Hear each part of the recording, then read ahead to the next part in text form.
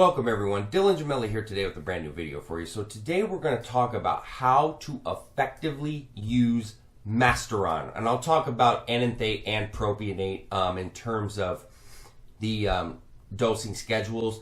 But Masteron in itself, we're just going to talk about how to effectively use it. But before we get into that, I have to reiterate, I'm not a doctor. So anything I say in these videos is for your entertainment purposes only. I'm not advising nor condoning you to use any of the things that we discuss whatsoever, and what you do with this information is completely and utterly up to you. So let's talk about Masteron now. This is important on so many levels. I want to start with this. A lot of times you'll read people telling you that you should not use Masteron if you are not under 10% body fat. You'll see it on a lot of forums. Now, do I agree with this? Yes and no. Here's what I'm saying. Can you use it if you're over 10% body fat? Absolutely. Will you see some benefits from it? Yes, you will. Will you get the full benefits from it? Not likely. Let me explain. The main purpose for Masteron is that it's an aesthetic. All right, it's mainly used for extreme muscle hardening, accentuating of vascularity, things of that nature. People think that it's some miraculous fat loss drug, which it is not. It can dry you out. It has anti-estrogen properties which help to dry out.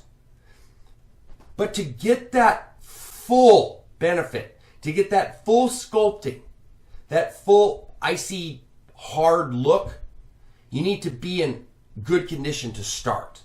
It's hard to sculpt a body at a higher body fat because it's not a fat stripper.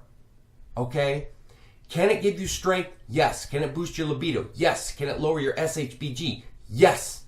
Could it still give you vascularity even at a higher body fat? Yes. Could you see some muscle hardening? Yes. But will you get the full, and I'm talking the full benefit from it, not as nearly as good as you would at a lower body fat? If you take a guy that's 8 to 10% body fat or a guy that's 13 to 15, and you put them both on Masteron, the guy that's 8 to 10 is going to definitely show a lot more in terms of the hardening because he's already in a very lean position where a person at a higher body fat is not. How about dosing? Well, and how about anti-estrogen properties before I get into that? It has properties, but it does not mean it replaces an aromatase inhibitor, but it might allow you to dose it lower. Definitely might, especially people that aren't estrogen prone. Or if you're using aromasin, maybe switch to Arimidex, something a little bit lighter. But it does not replace it. But keep in mind that it could affect it, and you may not need as much AI if you're not as estrogen prone. Dosing. You don't want to go too low on this. You guys know I'm a conservative doser when I recommend things. However, Masteron, Primobolan, Equipoise, these are ones that need to be ran a little higher. If you run an enanthate, twice a week injections, 500 to 600 milligrams is a sweet spot. I don't have any particular issue going up to 800 with it. It's not as necessary, but I don't, if you tell me, I'm going to run DEC at 800 or test, I got a big issue, but Masteron I don't. 500-600 sweet spot. So if you're going with the propionate, 150 milligrams every other day is perfect. Absolutely perfect. Even up to 200. But 150 every other day is perfect. 100 milligrams every other day is a little low. Okay? 350, 400 a week on enanthate, it's a little low. If you're running enanthate, 12 to 14 weeks is great. Propionate, you can run it as long as you want, 12, 14 weeks. But if you're not a fan of pinning and you want to run a shorter cycle, 8 to 10 weeks is more than sufficient. Perfect for contest prep. We know that. That's one of its main focuses and uses. But a lot of people get confused on the dosing. A lot of people get confused on whether or not it's going to be something that's going to benefit them or not.